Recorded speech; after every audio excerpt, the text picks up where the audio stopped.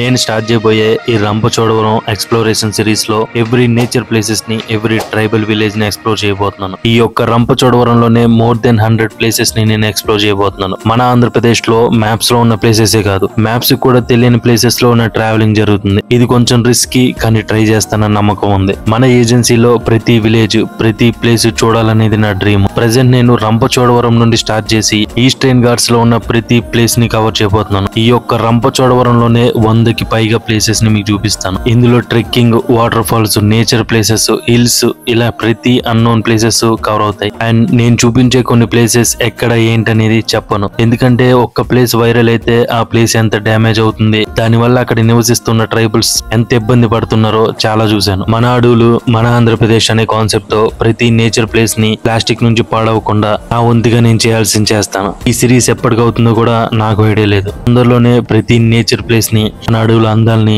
మీకు చూపిస్తాను.